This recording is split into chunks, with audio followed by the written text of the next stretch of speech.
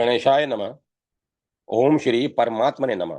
श्री रामांक भगवान श्री रामचंद्र अध्याय का शेष अंश।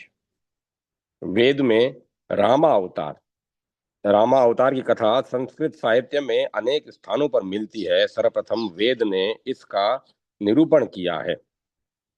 इस मंत्र के 4 चरणों में राम कथा के मुख्य 4 अंशों का उल्लेख किया गया है।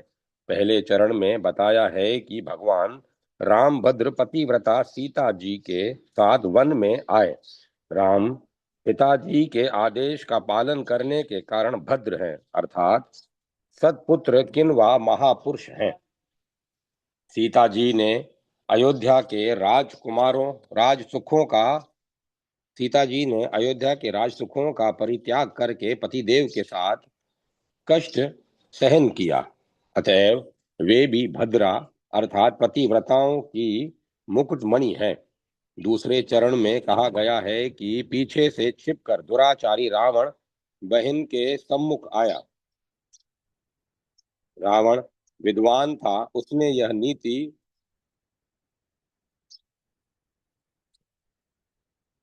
अवश्य पड़ी होगी।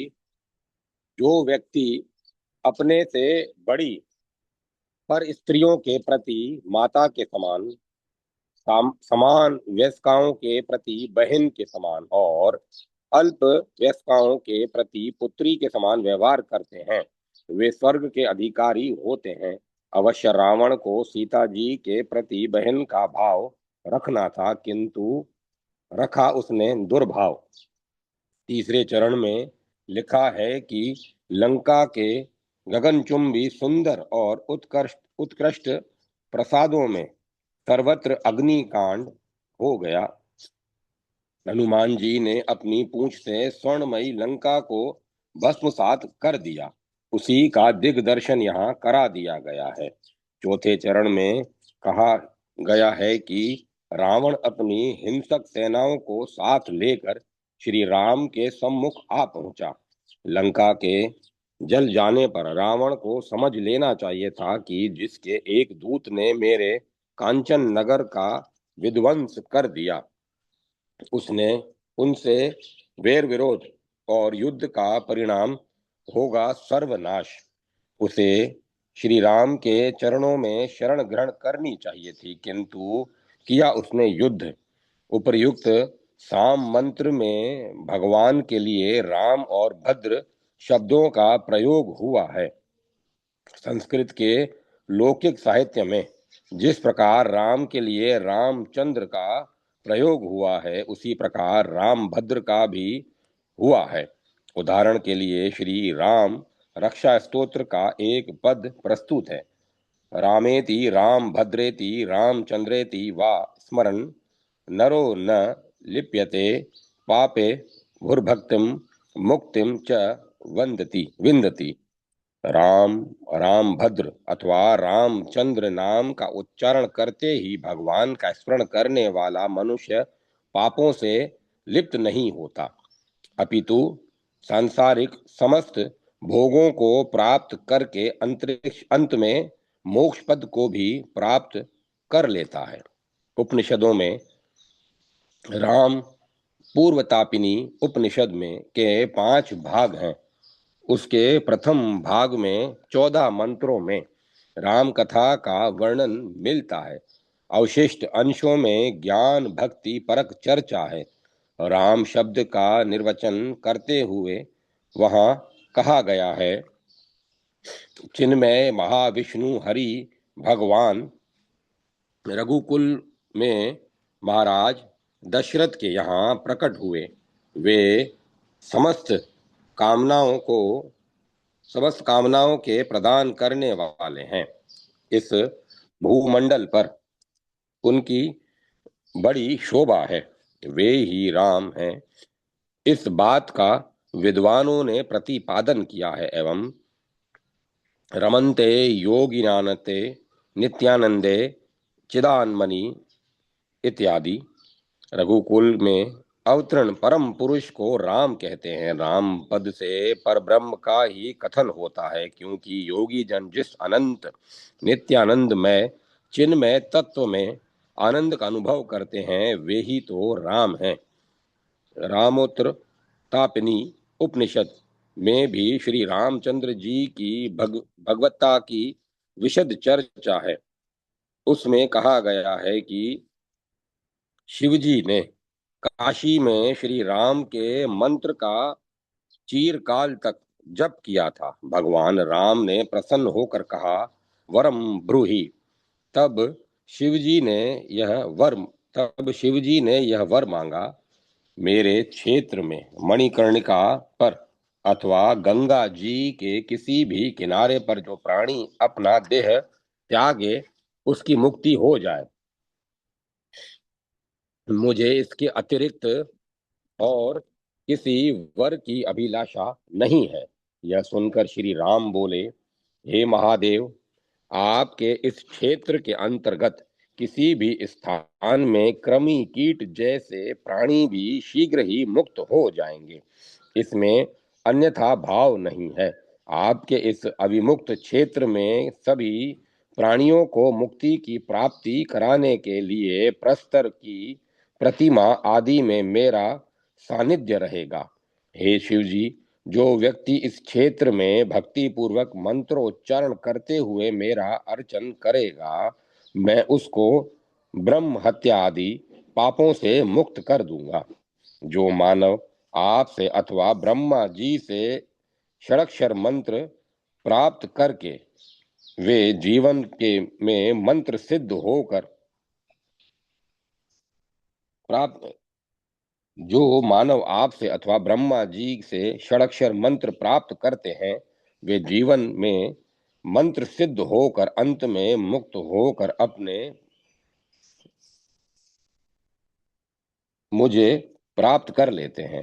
आप स्वयं जिस किसी मरणासन व्यक्ति के दाहिने कान में मेरे मंत्र का उपदेश कर देंगे, हे शंकर, वह मुक्त हो जाएगा। इसी उपनिषद में आगे चलकर श्री राम की भगवत्ता का प्रतिपादन इन शब्दों में किया गया है। ओम। जो जगत प्रसिद्ध श्री रामचंद्र जी हैं, वे निश्चय ही भगवान षड्विध ऐश्वर्य से संपन्न हैं, अद्वितीय परमानंद स्वरूप हैं, जो सचिदानंद अद्वितीय एक एक चित्त स्वरूप हैं। भूह भुवः स्वः, ये तीन श्लोक हैं। उन श्री रामचंद्र जी को निश्चय ही मेरा बारंबार नमस्कार है। राम रहस्य उपनिषद में भगवान राम का ध्यान और उनके मंत्रों के जप का विस्तार पूर्वक वर्णन मिलता है। उसके चतुर्थ अध्याय के अनुसार सनकादि मुनियों ने हनुमान जी से श्री राम के मंत्रों के पुरस्चरण की विधि पूछी थी। हनुमान जी ने साधक के लिए स्नान, भोजन, ब्रह्मचर्य, भूमि शयन, जप, गुरु भक्ति, हवन, तर्पण, ध्यान और मंत्र जप की सांगोपांग विधि बताकर कहा कि मंत्र सिद्ध हो जाने से मानव जीवन मुक्त हो जाता है और उसे अणिमा आदि सिद्धियों की भी प्राप्ति हो जाती है। उन्होंने यह भी कहा कि साधक को लौकिक कार्यों की सिद्धि के लिए महाविपत्ति पड़ने पर भी राम मंत्र का प्रयोग नहीं करना चाहिए, क्योंकि राम मंत्र से तो दुर्लभ मोक्ष प्राप्त किया जा सकता है। यदि लौकिक कार्य की सिद्धि का प्रसंग आ ही जाए तो साधक को चाहिए कि मेरा हनुमान जी का स्मरण करे। जो मनुष्य राम मंत्र का प्रतिदिन जप करते हुए भगवान राम का भक्ति पूर्वक स्मरण करता है, उसके मनोरथों की पूर्ति का उत्तरदायित्व मेरे ऊपर है। मैं राघवेंद्र के भक्तों की लौकिक कामनाएं पूर्ण कर दूंगा। मैं श्री रामचंद्र भगवान का कार्य करने के लिए सदा सावधान हूँ। वाल्मीकि रामायण में जब परम पुरुष भगवान विष्णु महाराज दशरथ के प्रसाद में उनके पुत्र रूप से अवतीर्ण हुए, तब वेद भी महर्षि वाल्मीकि के माध्यम से रामायण के रूप में अवतीर्ण हुआ। आदि कवि वाल्मीकि ने ब्रह्मा जी के आदेश से नारद जी से परामर्श करके दशरथ नंदन श्री राम के लोक पावन चरित्र को 24,000 श्लोकों में निबद्ध किया था। गायत्री मंत्र के प्रथम अक्षर से उन्होंने अपने काव्य की रचना का प्रारंभ किया था। जब 1,000 पद पूरे हो गए, तब उस मंत्र के द्वितीय अक्षर से आगे की रचना चलाई। अगले 1,000 पद लिखे जाने पर गायत्री के तीसरे अक्षर से अग्रिम रचना का प्रसार हुआ। इस प्रकार गायत्री के 24 अक्षरों को आदि में रखकर वाल्मीकि जी ने रामायण के 24,000 श्लोकों की रचना की। महर्षि वाल्मीकि भगवान राम के समकालीन थे। उन्हें समस्त रामचरित्र विदित था। क्रांतदर्शी तो वे थे ही, जितने रामचरित्र अब तक लिखे गए हैं उनमें वाल्मीकि कृत रामायण की सर्वाधिक महिमा है। इस रामायण में ऐसे अनेक प्रसंग हैं जिनमें रामचंद्र जी की भगवत्ता विशद रूप से प्रतिपादित हुई है। नीचे कुछ एक प्रसंग दिए जा रहे हैं। देवताओं ने जब ब्रह्मा जी से रावण के कुकृत्यों का वर्णन किया और उसके वध का उपाय पूछा, तब ब्रह्मा जी ने उनसे कहा था कि रावण की मृत्यु किसी मनुष्य के द्वारा ही होगी। इस उत्तर से देवताओं को बड़ा संतोष हुआ। तभी शंख चक्र गदाधारी महाधुतिमान पीतांबर परिवृत जगतपति भगवान विष्णु विंतानंदन गरुड़ पर बैठकर वहां पधारे। सब देवताओं ने उनकी स्तुति की और वे प्रणाम करके बोले, हे प्रभु, आप परम तेजस्वी दानी शिरोमणि धर्मात्मा अयोध्या नरेश दशरथ के पुत्र रूप में भूमंडल में अवतीर्ण होकर युद्ध में रावण का संहार कर दीजिए। देवताओं की इस प्रार्थना को सुनकर भगवान बोले, अच्छी बात है, भय का परित्याग करो। मैं उस दुराश्रय रावण का, उसके परिवार, मंत्रिमंडल एवं बंधु बांधवों सहित संहार करके 11,000 वर्ष तक पृथ्वी का पालन करता हुआ वहां रहूंगा। तत्पश्चात पुंडरीकाक्ष भगवान ने महाराज दशरथ के भवन में पुत्र रूप से जाने का विचार किया। परशुराम जी ने श्री राम की परीक्षा लेने के लिए उन्हें अपना वैष्णव धनुष देते हुए कहा, काकुत्स्थ्य, यदि तुम इस पर शर का संधान कर सकोगे तो मेरा तुम्हारे साथ द्वंद्व युद्ध ठनेगा। श्री राम ने उस धनुष को लेकर उस पर अनायास बाण का संधान कर दिया। वह बाण अमोघ था, निष्फल नहीं जा सकता था। अतः उस शरसंधान के द्वारा परशुराम जी का बल जाता रहा। तब तो परशुराम बोले, राम, मैं आपको पहचान गया, आप साक्षात मधुसूदन विष्णु हैं, सुरेश्वर हैं। ये सब देवता यहाँ आकर आपका दर्शन कर रहे हैं। युद्ध में आपका सामुख्य कोई नहीं कर सकता, आप त्रिलोकी नाथ हैं। कौशल्या जी को सांत्वना देती हुई सुमित्रा जी की युक्ति है कि राम वनवास पूरा करके यथा समय लौट आएंगे और अपना राज्य प्राप्त करेंगे।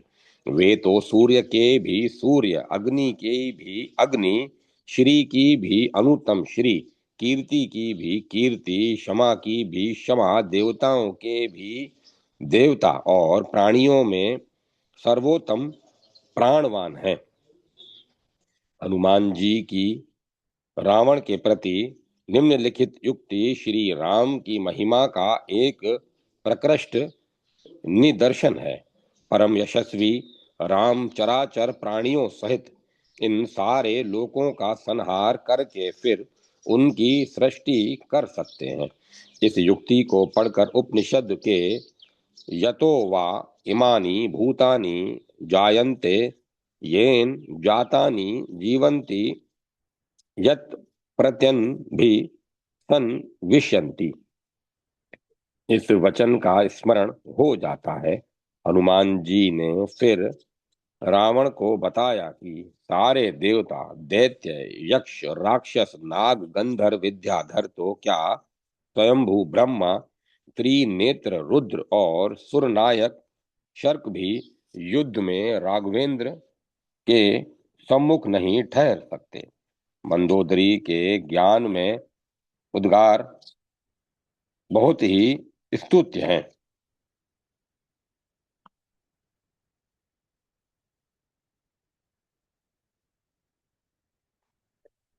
ये रामचंद्र अवश्य ही महायोगी और सनातन परमात्मा है। न इनका आदि है, न मध्य, न अंत। ये महतत्व से भी परे महनीय तत्व है, प्रकृति से भी परे हैं, जगत के पालक पोषक हैं। इनके वक्ष स्थल पर श्री वत्स का चिन्ह सुशोभित है। भगवती भी इनसे कभी पृथक नहीं होती, अतएव ये नित्य श्री हैं। इनको कोई जीत नहीं सकता। ये शाश्वत और निश्चल है। सत्य पराक्रम शंख चक्र गदाधारी स्वयं विष्णु भगवान ही संप्रति मनुष्य रूप धारण किए हुए हैं। सीता माता की अग्नि परीक्षा के समय देवताओं ने श्री राम की स्तुति करते हुए कहा था, आप समस्त लोकों के निर्माण करता हैं, ज्ञानियों में श्रेष्ठ हैं, विभु हैं। ब्रह्मा जी ने कहा कि आप चतुर्भुज श्रीमन नारायण हैं, आप अक्षर ब्रह्म हैं, त्रिकाल सत्य हैं, आप उपेंद्र, मधुसूदन और पद्मनाभ हैं। आप स्वयं प्रभु परमात्मा एवं ओमकार रूप है। यह समस्त जगत आपका शरीर स्थानीय है। आप विष्णु हैं और सीता जी साक्षात लक्ष्मी जी हैं। महाराज दशरथ भी अग्नि परीक्षा के समय इंद्रलोक से विमान में बैठकर आए थे। लक्ष्मण जी से श्री राम की महिमा का उल्लेख करते हुए उन्होंने कहा था, लक्ष्मण, महात्मा राम पुरुषोत्तम है। इंद्र सहित ये तीनों लोग, परम ऋषि गण और सिद्ध जन भी इनका अभिवादन करके इनकी पूजा किया करते हैं। श्री राम अपनी लोक कल्याणकारिणी नर लीला परिपूर्ण करके अपने भाई भरत और शत्रुघ्न के साथ सशरीर ही वैष्णव तेज में प्रविष्ट हो गए थे। इससे भी श्री राम की सनातन भगवत्ता ही प्रसिद्ध होती है। श्री राम के विष्णु रूप धारण करने से पूर्व देवराज इंद्र लक्ष्मण जी को अपने साथ सशरीर ही दिव्य धाम लिवा ले गए थे।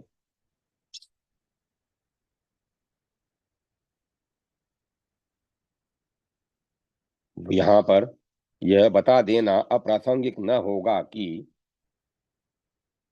श्री राम जिस समय जिस प्रकार चिन्मय है, उसी प्रकार उनके समस्त परिकर भी दिव्य और चिन्मय है। श्री राम के आयुध दुष्ट दमनादि रिक्त अवसरों पर पुरुष विग्रह में उनकी सेवा अपरया में निरत रहते हैं। वाल्मीकि जी ने लिखा है कि राम के अनेक प्रकार के बाण और उनका विशाल धनुष पुरुष रूपधारी होकर उनके पीछे पीछे गए थे। भरत जी पांचजन्य के अवतार थे, लक्ष्मण जी शेष के और शत्रुघ्न जी सुदर्शन के।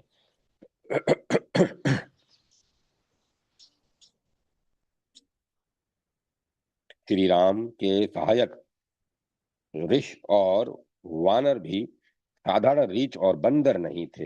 वे सब विभिन्न देवताओं के अवतार थे। वे काम रूपी थे, अर्थात सिद्ध योगी के समान इच्छा अनुसार रूप धारण कर सकते थे। अयोध्या में आकर वे मनुष्य रूप धारण करके सब प्रकार के आभूषणों से अलंकृत होकर हाथियों पर चढ़कर चले थे। हनुमान जी ने लंका प्रवेश के समय स्वल्प आकार बना लिया था और लंका दहन के समय अत्यंत विशाल। श्री रामचंद्र जी के निज धाम पधारने के अनंतर सभी ऋषि वानर अपने अपने मूल देवता रूपों में लीन हो गए थे। केवल विभीषण और हनुमान जी भगवान राम की आज्ञा से अभी तक यही हैं। कालिदास के अनुसार विभीषण जी दक्षिण गिरी त्रिकुट पर और हनुमान जी उत्तर गिरी हिमाचल प्रदेश किम पुरुष वर्ष में हैं। अध्यात्म रामायण में भी अनेक स्थलों पर श्री रामचंद्र जी की सनातन भगवत्ता का निरूपण हुआ है। समय और स्थान के अभाव से केवल उनके जन्म प्रसंग की एक झांकी दी जा रही है। चैत्र मास के शुक्ल पक्ष की नवमी को कर्क लगन में पुनर्वसु नक्षत्र में तथा मध्यान्ह वेला में सनातन परमात्मा जगन्नाथ जिस सुंदर मनोनयनहारी दिव्य रूप में प्रकट हुए थे वह इस प्रकार है, अर्थात उनका वर्ण नील कमल के समान अभिराम था और वे पीतांबर धारण किए हुए थे। उनके 4 भुजाएं थी और वे 4 हाथों में शंख चक्र गदा पद्म लिए हुए थे। गले में अजानुलंबनी सर्वतोक्त समोज्वला वनमाला शोभा दे रही थी। अनेक उपांग गुलाबी थे और वे चमचमाते हुए कुंडलों को अपने कानों में पहने हुए थे। सहस्त्रों सूर्यों की सी उनकी कांति थी। सिर पर किरीट मुकुट सुशोभित था और अलकावली कुंचित थी। नेत्र युगल विकसित कमल युगल एवं सुंदर थे, विशाल भी थे और अपने भक्तों के प्रति करुणा का रस उनमें उमड़ सा रहा था। वक्ष स्थल पर श्रीवत्स का चिन्ह अंकित था और हार, बाजू बंद एवं नुपुर आदि अलंकारों से वे विभूषित थे। होठों पर मंद मंद मुस्कान छिटक रही थी। वह ऐसी प्रतीत हो रही थी मानो हृदय में विराजमान अनुग्रह रूपी चंद्रमा की चांदनी ही छिटक रही हो। गोस्वामी तुलसीदास जी ने अपने रामचरितमानस की सामग्री का चयन नाना पुराण, निगम, आगम, रामायण आदि स्तोत्रों से किया था। अध्यात्म रामायण को उन्होंने उसका प्रमुख आधार बनाया था। ऐसा प्रतीत होता है श्री राम का रूप, श्री राम का आकार दिव्य और अप्राकृत था, तथापि दर्शकों को उनका विग्रह प्राकृत मानव का सा प्रतीत होता था। कारण उनकी अपनी योग माया के प्रभाव से, जैसी कि गीता में उनकी वाणी है, संभवात या मयाया जन्म कर्म च में दिव्यम नाहम प्रकाश सर्वस योग माया समावर्त। इतिहास की दृष्टि से कहा जाता है कि राम कौशल्या और दशरथ के पुत्र थे, किंतु दार्शनिक दृष्टि से श्री राम का विग्रह अलौकिक, अप्रकृत, दिव्य, चिन्मय था। अवतार विग्रह रजो वीर्य विनिर्मित नहीं होता। ब्रह्मांड पुराण का वचन है, जब विष्णु भगवान के अवतार रूप में जन्म की चर्चा हम करते हैं तब हमें यह तथ्य ध्यान में रखना चाहिए कि उनका देह माता पिता के रजोवीर्य के संयोग से बनने वाला नहीं हुआ था। भगवान तो उस समय अपने प्राकृत गुण रहित चिदानंदमय दिव्य विग्रह का ही आकार विशेष में प्रकाश कर दिया करते हैं। राम रूप में निष्ठा चतुर्भुज भगवान विष्णु ही द्विभुज भगवान राम है। इन दोनों में कोई भेद नहीं है, किंतु भिन्न रुचिर्हि लोकः। इस न्यास में किसी को भगवान का चतुर्भुज रूप प्रिय है तो किसी को उनका द्विभुज रूप ही अच्छा लगता है। इस विषय में हनुमान जी की यह युक्ति अत्यंत समीचीन है कि श्रीनाथे जानकी नाथे नास्ति भेदो मनानपि तथापि मम सर्वस्वम राजः कमल लोचनः। अर्थात मैं अच्छी तरह से जानता हूं कि लक्ष्मीकांत चतुर्भुज भगवान विष्णु और सीताकांत द्विभुज भगवान राम एक ही हैं। दोनों में लेश मात्र भी भेद नहीं है। यद्यपि पद्म पलाश लोचन भगवान राम ही मेरे हृदय सम्राट हैं, सर्वस्व हैं। राम रामा अवतार का समय भारतीय पंचांग गणना के अनुसार कलयुग 4,32,000 वर्षों का होता है। अभी तक उसके केवल 5,072 वर्ष बीत चुके हैं। इससे पूर्व द्वापर युग था, जिसका वर्ष प्रमाण 8,64,000 है। अर्थात 8,69,072 वर्ष पूर्व त्रेता युग में रामा अवतार हुआ था।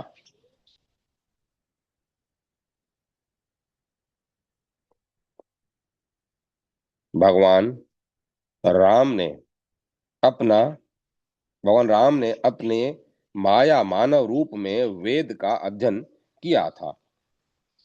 इससे विदित होता है कि वेद त्रेता युग से भी पूर्व काल में विद्यमान था। यहाँ प्रसंगवश यह कहना उचित ही होगा कि जो आधुनिक पाश्चात्य विद्वनु दासारी सज्जन वेद का काल निर्णय करते समय उसे कुछ ही हजार वर्ष पहले का बना हुआ बताते हैं, वे भारतीय परंपरा की अवहेलना ही करते हैं। 5,000 से कुछ अधिक वर्ष तो महाभारत के युद्ध को ही हो चुका है। जैसा कि बीजापुर में एलोह नामक स्थान में प्राप्त पुलकेशिन द्वितीय के शिलालेख से ज्ञात होता है, जो 556 शक संवत में लिखा गया था। आजकल शक संवत में है 1,893। अतः वह शिलालेख अब से 1335 वर्ष पूर्व का है। इसमें लिखा है, जिसका तात्पर्य यह है कि शिलालेख खुदवाने के समय भारत युद्ध को 3,735 वर्ष हो चुके थे। इन दोनों अर्थात 3,735 और 1,337 संख्याओं के योग से 5,072 वर्ष होते हैं। अब से इतने वर्ष पूर्व भारत युद्ध हुआ था। भारतीय संस्कृति की प्राचीनता के अनुसंधित छात्रों को उक्त शिलालेख पर ध्यान देते हुए कि सत्य की खोज में अग्रसर होना चाहिए। राम कथा के त्रिगुणात्मक लेखक श्री राम के चरित्र का वर्णन करने वाले कवि और लेखक मुख्यतः 3 प्रकार के हैं: सात्विक, राजस और तामस।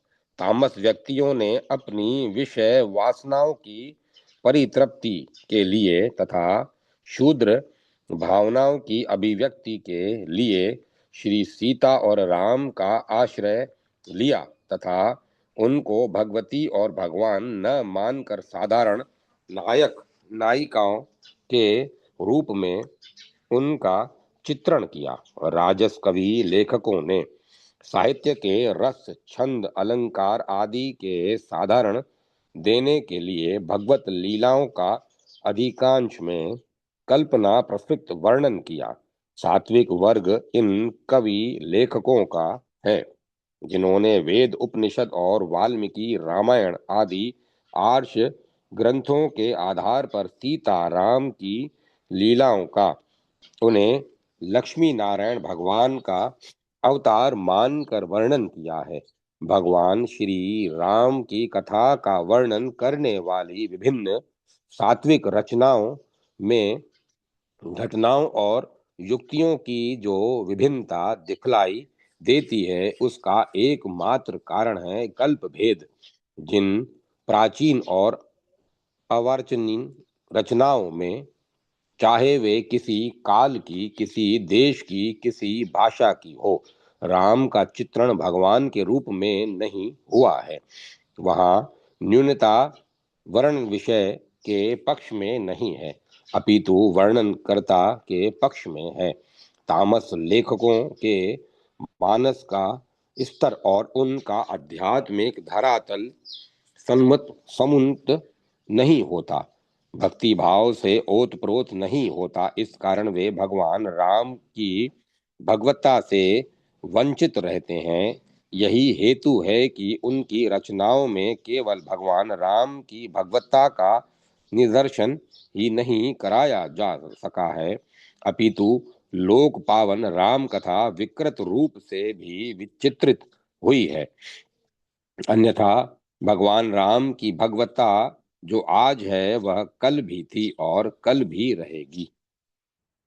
राम राज्य, श्री राम जिस कार्यकलाप के लिए भूतल पर अवतीर्ण हुए थे, उनका उसका उन्होंने सम्यक संपादन किया। वे आदर्श सम्राट थे। उनके राजकाल के संबंध में महर्षि वाल्मीकि ने जो वर्णन किया है, वह सभी शासकों के लिए उपादेय, मननीय और अनुकरणीय है।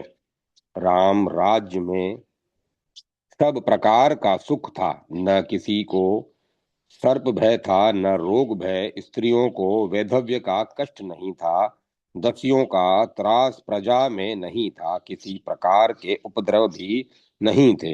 माता पिता के जीवन में संतान की मृत्यु नहीं होती थी। सभी लोग धर्मात्मा और सुखी थे। श्री राम को आदर्श मानकर सब लोग परस्पर सोमनस्य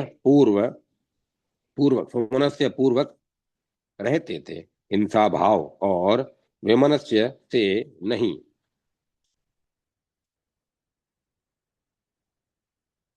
संतति सुख विपुल था। समस्त जनता स्वस्थ, प्रसन्न और दीर्घायु थी।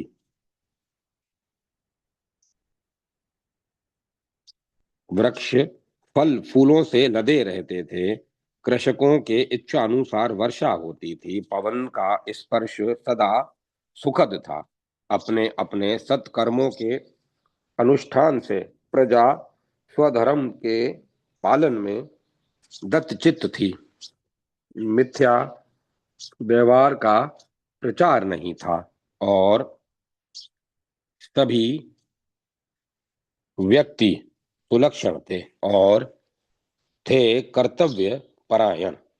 रामचरित्र का श्रवण पुराण रत्न श्रीमद् भागवत वचन है। कौशल देश के जिन निवासियों ने राम का स्पर्श किया था, उनके साथ विश्राम किया था, उनका अनुगमन किया था अथवा उनका दर्शन मात्र भी किया था, उन सब ने वह स्थान पाया जहाँ योगी लोग जाते हैं। सुखदेव जी कहते हैं, हे महाराज परीक्षित, शांति पूर्वक अपने कानों से श्री राम चरित्र का श्रवण करने वाला व्यक्ति कर्म के बंधनों से मुक्त हो जाता है। इससे अधिक श्री राम की भगवत्ता का और क्या प्रमाण हो सकता है।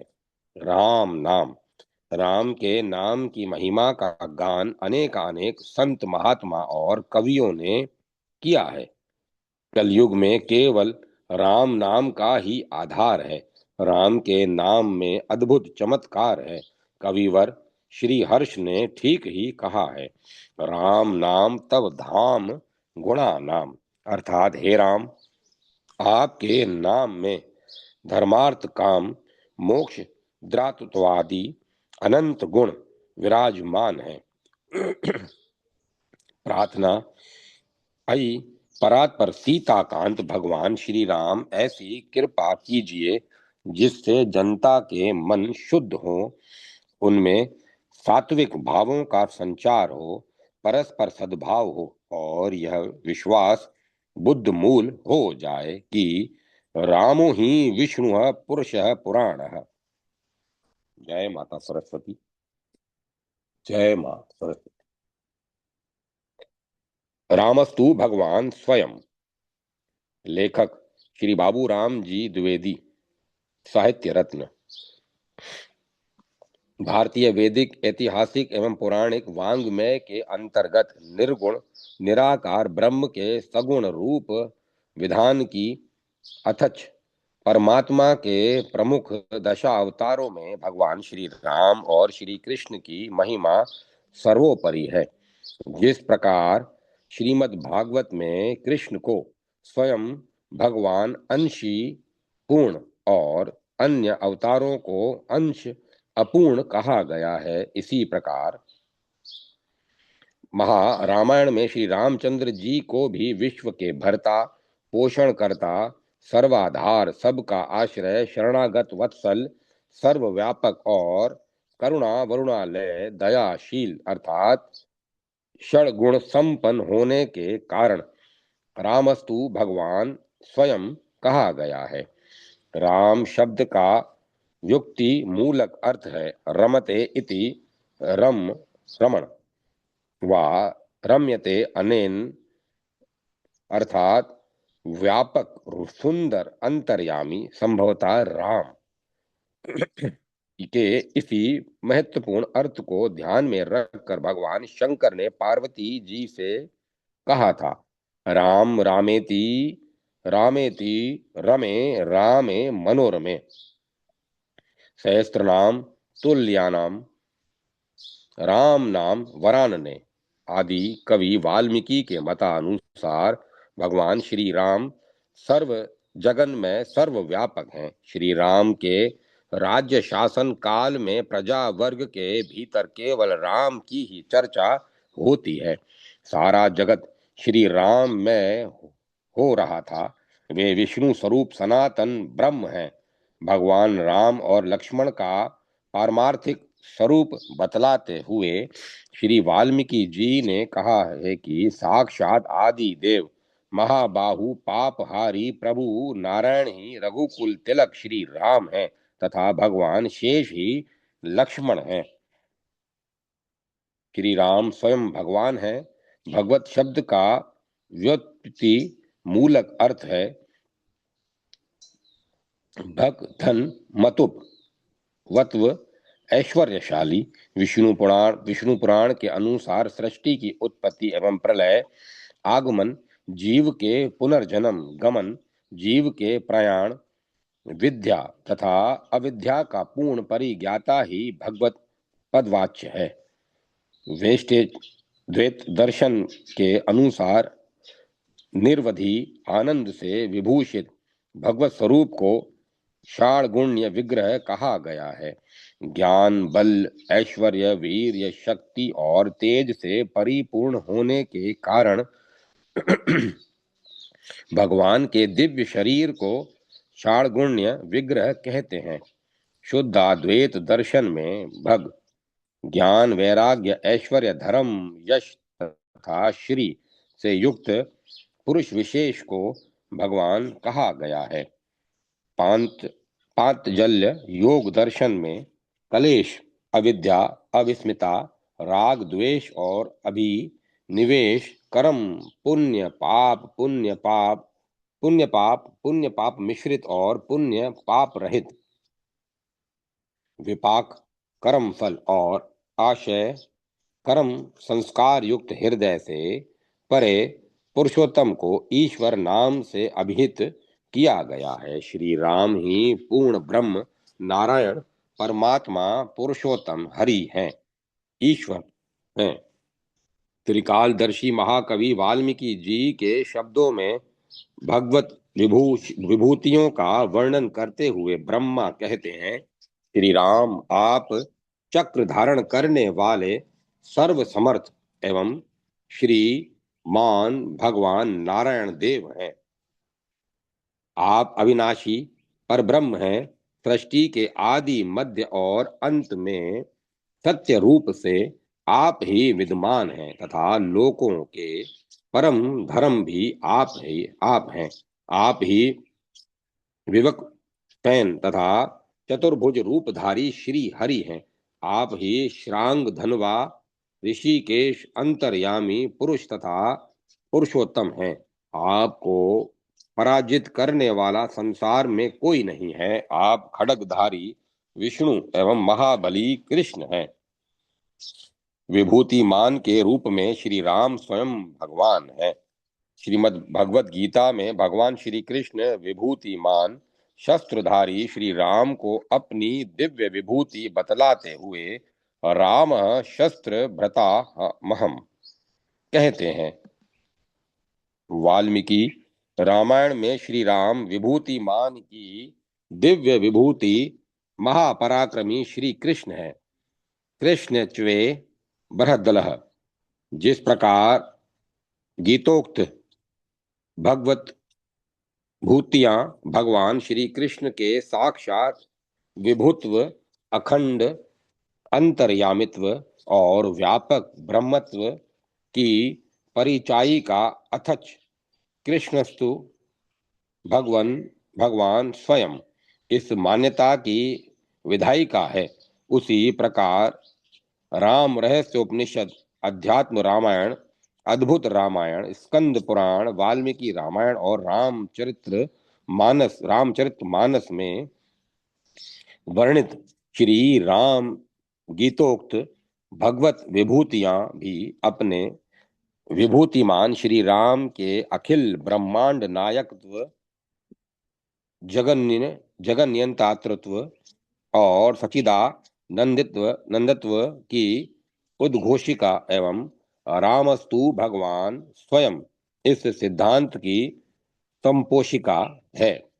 राम रहस्य उपनिषद में राम र धन आ धन मा अर्थ शब्द का मांत्रिक भाव स्पष्ट करते हुए हनुमान जी कहते हैं कि रकार सच्चिदानंद स्वरूप है, अर्थतः वह परमात्मा रूप है। र व्यंजन निष्कल मायातीत ब्रह्म का बोधक है। आकार स्व स्वर प्राण माया विशिष्ट तत्व है। मकार अभ्युदय का वाचक है। यही राम मंत्र का बीज है। अतः राम शब्द से माया युक्त लीला में ब्रह्म की निष्पत्ति होती है। यही राम मंत्र महामंत्र है जिसे महेश्वर श्री शिव जी जपते हैं और उनके द्वारा जिसका उपदेश काशी में मुक्ति का कारण है तथा जिसकी महिमा श्री गणेश जी जानते हैं, जो इस राम नाम के प्रभाव से ही सबसे पहले पूजे जाते हैं। ऐसे ब्रह्म स्वरूप राम की वंदना करते हुए गोस्वामी तुलसीदास जी कहते हैं कि जो कृषाणु अग्नि भानु सूर्य और हिमकर चंद्रमा का हेतु अर्थात र आ म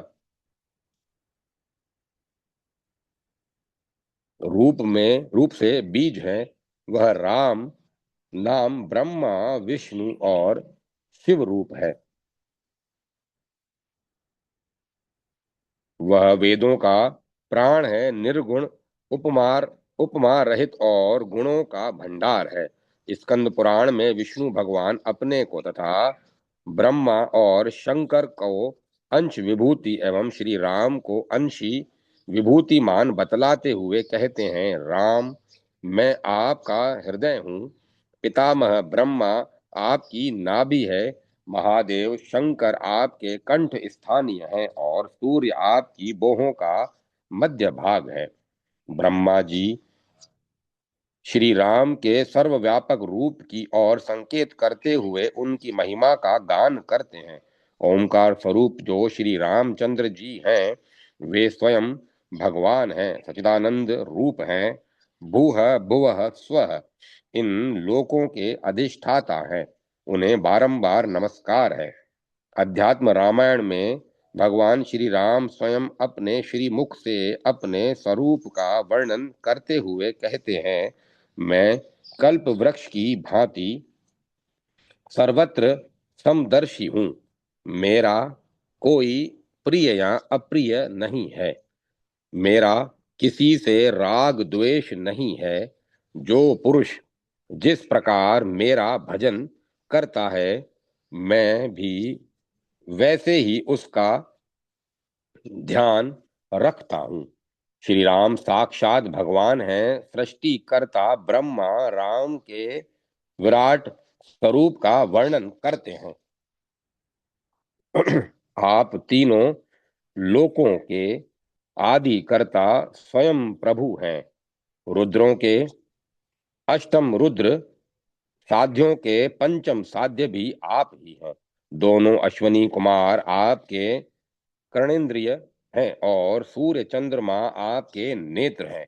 अद्भुत रामायण में भगवान श्री राम अपने परम भक्त हनुमान जी से कहते हैं कि सब भूत प्राणियों में आत्मा मैं ही हूँ। मैं ही अव्यक्त मायाधिपति परमेश्वर हूँ। मुझे ही संपूर्ण वेदों में सर्वात्मा एवं सर्वतोमुख कहा गया है। रामचरितमानस में अरण्य कांड के अंतर्गत श्री राम गीता का सुंदर प्रसंग है।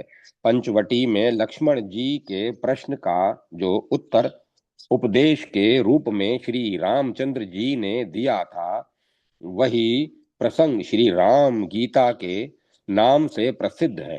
जीव और ईश्वर का भेद निरूपण करते हुए भगवान श्री राम ने कहा है, हे लक्ष्मण, जो माया को, ईश्वर को और अपने स्वरूप को नहीं जानता, उसे जीव कहना चाहिए।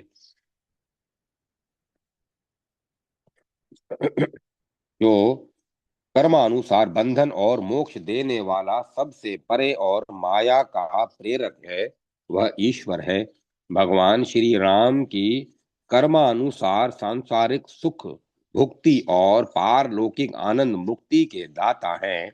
वे ही माया के प्रेरक हैं। प्रभु प्रेरित माया काकभुशुंडी जी पर छाई थी।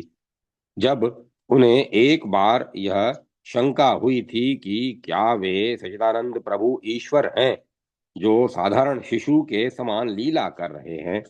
श्रीमद् भागवत में ईश्वर के जन्म में रूप का वर्णन मिलता है। तब भूत प्राणियों के सर्वेश्वर भगवान ने ही अपने अंशभूत जीव के रूप में प्रवेश किया है। यूं मानकर सब प्राणियों को आदर देते हुए सबको मन ही मन प्रणाम करना चाहिए। इसी भाव को स्वीकार करते हुए गोस्वामी तुलसीदास जी भगवान श्री राम के विश्व रूप को करबद्ध नमस्कार करते हैं। सिय सिय राम मैं सब जग जानी, करऊं प्रणाम जोरी जुग पानी।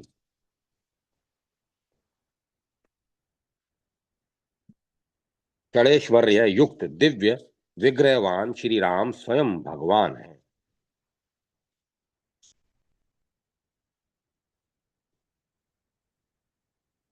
श्री राम का षड़ेश्वर्य युक्त दिव्य विग्रह भगवान के नाम से विख्यात है। यह निम्नक्त शब्द चित्र द्वारा स्पष्ट होता है। ओम स्वरूप श्री रामचंद्र जी स्वयं भगवान हैं।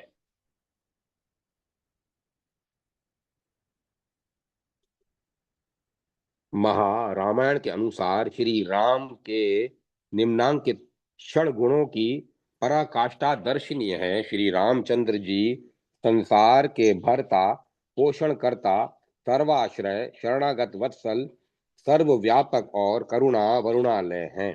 आदि कवि वाल्मीकि के मतानुसार जब ब्रह्मादि देवताओं ने रावण के आतंक से मुक्ति पाने के लिए विष्णु भगवान से प्रार्थना की कि विष्णु देव, आप अपने चार स्वरूप बनाकर अयोध्या के राजा दशरथ जी की ह्रीम श्री और कीर्ति के तुल्य 3 रानियों के गर्भ से पुत्र रूप में अवतार ग्रहण कीजिए। तब देवताओं की प्रार्थना पर विष्णु भगवान अपने शरीर से प्रकट हुई 4 भुजाओं के समान 4 दिव्य विग्रहों राम, भरत, लक्ष्मण और शत्रुघ्न के रूप में प्रकट हुए।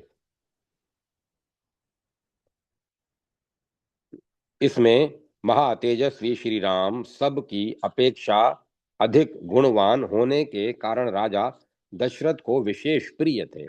सर्वव्यापकत्व का गुण लेकर श्री राम स्वयं अवतरित हुए।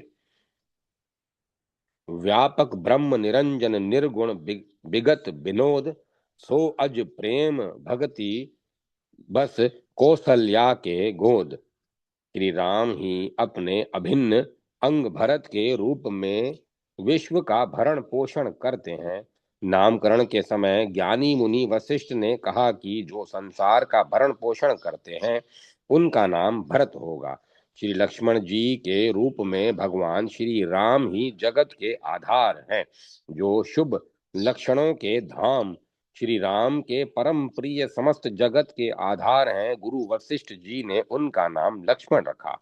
वाल्मीकि जी भगवान श्री राम की दिव्य विभूतियों के वर्णन प्रसंग में उन्हें शरण्य, शरणदाता और शरणागत वत्सल कहते हैं। इंद्र को भी उत्पन्न करने वाले महेंद्र, युद्ध का अंत करने वाले पद्मनाभ आप ही हैं। दिव्य महर्षि गण आपको शरण शरणदाता तथा शरणागत वत्सल बतलाते हैं। रावण का भाई विभीषण श्री रामचंद्र जी की शरण में आया हुआ है। सुग्रीव, जामवन आदि उसे शंका की दृष्टि से देखते हैं। शरणागत वत्सल श्री राम स्पष्ट शब्दों में घोषित कर देते हैं कि जो एक बार भी शरण में आकर कहता है मैं तुम्हारा हूं और मुझसे रक्षा की प्रार्थना करता है, उसे मैं समस्त प्राणियों से अभय कर देता हूं। यह मेरा सदा के लिए व्रत है। श्री राम के भगवान विषयक उक्त क्षण गुणों में कारुण्य या दयाशीलता की सर्वाधिक समान्मुखता है। गोस्वामी तुलसीदास ने विनय पत्रिका में भगवान श्री राम की करुणा के को भक्तों के लिए सर्वसुलभ बनाने की अपने इष्ट देव से प्रार्थना की है। वे कहते हैं, हे परम करुणा के धाम, हे पृथ्वीपति राम, यह तुलसीदास संसार के दुखों से दुखी, विपदग्रस्त एवं अत्यंत भयभीत हो रहा है। आप इस दुर्विनीत की रक्षा कीजिए। ऐसे करुणा वरुणालय लोकों में सबसे सुंदर रणधीर कमल नयन रघुवंश नायक करुणा मूर्ति श्री रामचंद्र जी की मैं शरण लेता हूँ। मर्यादा पुरुषोत्तम रूप में श्री राम स्वयं भगवान हैं। महर्षि वाल्मीकि ने अपने इष्ट देव श्री राम को मर्यादा पुरुषोत्तम माना है। वस्तुतः श्री राम आदर्श मानवता की मर्यादा है। सत्यम शिवम सुंदरम विशिष्ट मानवता का आदर्शोन्मुख विकास ही सत्य चित्त आनंद है। भगवान श्री राम सच्चिदानंद स्वरूप हैं। ब्रह्मा जी स्तुति करते हुए कहते हैं, ओम रूप जो श्री रामचंद्र जी हैं वे अवश्य ही भगवान हैं, सच्चिदानंद स्वरूप हैं। भूह भुवः स्वः तीनों लोक उन्हीं के स्वरूप हैं, उन्हें बारंबार नमस्कार है। श्री वाल्मीकि जी ने श्री रामचंद्र जी का चित्रण आदर्श मानव के रूप में करते हुए उनके मर्यादा पुरुषोत्तम की महिमा का गान भी किया है। श्री राम आप पुराण पुरुषोत्तम हैं, दिव्य रूपधारी परमात्मा हैं। जो लोग आप में भक्ति रखेंगे वे इस लोक और परलोक में अपने सभी मनोरथ प्राप्त कर लेंगे। मर्यादा पुरुषोत्तम यह ताभिप्राय विशेषण श्री रामचंद्र जी की आदर्श कार्य प्रणाली और उसकी गरिमा के सर्वथा अनुकूल है। भगवान के अन्य अवतारों में यह विशेषण घटित नहीं होता। स्वामी विवेकानंद जी ने श्री राम के मर्यादा पुरुषोत्तम विशेषण पर अपना दृष्टिकोण व्यक्त करते हुए कहा है, मर्यादा पुरुषोत्तम भगवान श्री राम का प्रादुर्भाव अन्य सकल अवतारों की अपेक्षा अनेक विशेष महत्व रखता है। श्री राम को सदा दर्शकों का खजाना कहा जाए तो भी अत्युक्ति नहीं होगी। मनुष्यों की सत्य शिक्षा के लिए जितना गुरुपद का कार्य श्री रामचरित्र कर सकता है, उतना अन्य किसी का चरित्र नहीं। श्री राम का मर्यादा पुरुषोत्तम नाम इसी कारण से पड़ा है। मर्यादा पुरुषोत्तम श्री रामचंद्र जी अनादि अनंत हैं। मानव जगत के एकमात्र आदर्श मर्यादा सीमा है। रामत्व सच्चिदानंदत्व की प्राप्ति ही मानव जीवन का परम पुरुषार्थ है। मानवता का ईश्वरोन्मुख चरम विकास ही भगवत्ता है। श्री राम का मानवीय रूप अवतार पुरुषोत्तम के लीला विधान में परिवस्थित है। भगवान राम एक साथ ही आदर्श सम्राट, आदर्श शासक, आदर्श राजा, आदर्श गृहस्थ, आदर्श स्वामी, आदर्श पति, आदर्श पुत्र, आदर्श गुरु, आदर्श शिष्य, आदर्श बंधु, आदर्श मित्र और आदर्श भक्त हैं। अर्थात मानवीय मर्यादा सीमा में आने वाले सम्राट, राजा, गृहस्थ, पिता, पुत्र, मित्र आदि श्री राम को अपना आदर्श बनाकर परम पद को प्राप्त कर सकते हैं। उसी परम पद को अध्यात्म रामायण में प्रकृति से परे परमात्मा, अनादि आनंद घन, अद्वितीय पुरुषोत्तम श्री राम कहा गया है। रामस्तवराज में नारद जी भगवान राम की स्तुति करते हुए कहते हैं, हे पुरुषोत्तम, आप ही सबके परब्रह्म परमात्मा हैं। संपूर्ण जगत आपका ही स्वरूप है, अर्थात आप ही विश्व के निमित्त और उपादान कारण हैं। आप ही अविनाशी परम ज्योति हैं। आप ही तारक ब्रह्म राम नाम है। भगवान श्री राम मर्यादा की महिमा से सुशोभित, अतएव भारतीयों के वंदनीय हैं। उनके नामामृत का पान करके भक्तों की रसना धन्य हो जाती है। श्री राम नैतिक मूल्यों के एकमात्र संस्थापक और आदर्शों के पथ प्रदर्शक हैं। वे परम पुरुषोत्तम हैं, दिव्य गुणों के धाम हैं। पूर्ण अवतार रूप में श्री राम स्वयं भगवान हैं। भगवान पूर्ण ब्रह्म नारायण के निर्गुण निराकार अव्यक्त रूप का सगुण साकार व्यक्त रूप में परिणत हो जाना ही अवतार कहलाता है। श्रीमद् भगवत गीता में भगवान श्री कृष्ण ने अवतार का रहस्य बतलाते हुए कहा है कि मैं अविनाशी अजन्मा होने पर भी, सब भूत प्राणियों का ईश्वर होने पर भी अपनी प्रकृति को अधीन करके योग माया से प्रकट होता हूँ। भगवान का अवतार साभिप्राय होता है। श्री कृष्ण कहते हैं, जब जब धर्म की हानि और अधर्म की वृद्धि होती है, तब तब मैं अपने रूप को रचता हूँ, अर्थात प्रकट होता हूँ। साधु पुरुषों का उद्धार करने के लिए, दूषित कर्म करने वालों का नाश करने तथा धर्म स्थापन करने के लिए मैं युग युग में प्रकट होता हूँ। अद्भुत रामायण में भगवान के अवतार का बड़ा सुंदर प्रसंग है। श्री राम स्वयं अपने अवतार पूर्ण अवतार का रहस्य बतलाते हुए कहते हैं, मुझ अव्यक्त परमात्मा से काल प्रधान नामक तत्व और परम पुरुष आत्मा का प्रादुर्भाव हुआ। इन तीनों से यह संपूर्ण जगत उत्पन्न हुआ है, इसीलिए संपूर्ण जगत मैं ही हूँ। मुझ अव्यक्त स्वरूप परमेश्वर ने इस समस्त विश्व को व्याप्त कर रखा है। सर्वभूत प्राणी मुझ में ही स्थित हैं। इस प्रकार जो मुझे परमात्मा मुझ परमात्मा को जानता है, वही वेद वेता है। अध्यात्म रामायण में भगवान श्री राम के अवतार का सुंदर रहस्य जग जननी श्री जानकी जी ने हनुमान से बताया है, जो सच्चिदानंद, अद्वितीय, समस्त उपाधियों से रहित, सत्ता मात्र, अवंगमय, सगोचर परम ब्रह्म है, वे ही श्री राम है। श्री वाल्मीकि जी के कथनानुसार भगवान श्री रामचंद्र जी साक्षात सनातन विष्णु हैं और परम प्रचंड रावण के वध की अभिलाषा रखने वाले देवताओं की प्रार्थना पर मनुष्य लोक में अवतीर्ण हुए हैं।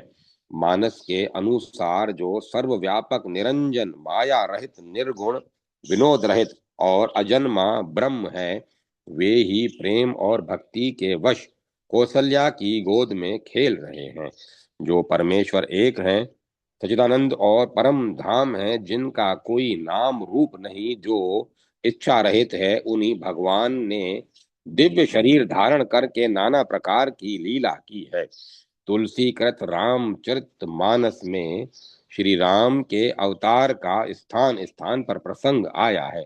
बालकांड में शंकर जी पार्वती जी से कहते हैं, जब जब होई धर्म की हानि, बढ़ही असुर अधम अभिमानी, करही अनीति जाई नहीं बरनी, सिदही विप्र धेनु सुर धरनी, तब तब प्रभु धरी विविध शरीरा, हर ही कृपा निधि सज्जन पीरा। अवतार रूप में श्री राम स्वयं भगवान है, इस बात का प्राकट्य प्रमाण श्री रामचरित मानस में मिलता है। जब स्वयंभू मनु और शत्रुपा अखिल लोक ब्रह्मांड नायक भगवान विष्णु को पुत्र रूप में देखने की इच्छा से प्रेरित होकर प्रार्थना करते हैं कि जिन्हें वेद नेति नेति यह भी नहीं कहकर निरूपण करते हैं, जो आनंद स्वरूप, उपाधि रहित है, अनुपम है, एवं जिनके अंश से अनेकों शिव, ब्रह्मा और विष्णु भगवान प्रकट होते हैं। हे दानियों में शिरोमणि कृपा निधान, हे नाथ, हम अपने मन का सच्चा भाव कहते हैं। उन्हीं आपके समान पुत्र हम चाहते हैं। प्रभु से भला क्या छिपाना है। राजा की प्रीति देकर, उनके अमूल्य वचन सुनकर करुणा निधान भगवान बोले, ऐसा ही हो हे राजन, मैं अपने समान दूसरा कहाँ जाकर खोजूं, अतः स्वयं ही आकर तुम्हारा पुत्र बनूंगा। जब इच्छा निर्मित मनुष्य रूप सज कर मैं तुम्हारे घर में प्रकट होऊंगा, तात मैं अपने अंशों सहित देह धारण करके भक्तों को सुख देने वाले चरित्र करूंगा। हो ही हूं अवध बुहाल, तब मैं होब तुम्हार सुत। ब्रह्मलीन परम श्रद्धेय श्री जय दयाल जी गोयनका गोविंदका जी की हिंदू संस्कृति पर परक अवतारवाद मीमांसा, रामस्तु भगवान स्वयं और कृष्णस्तु भगवान स्वयं का समन्वय मूलक तथ्य धात्व्य है। भगवान श्री राम और श्री कृष्ण साक्षात पूर्ण ब्रह्म परमात्मा हैं।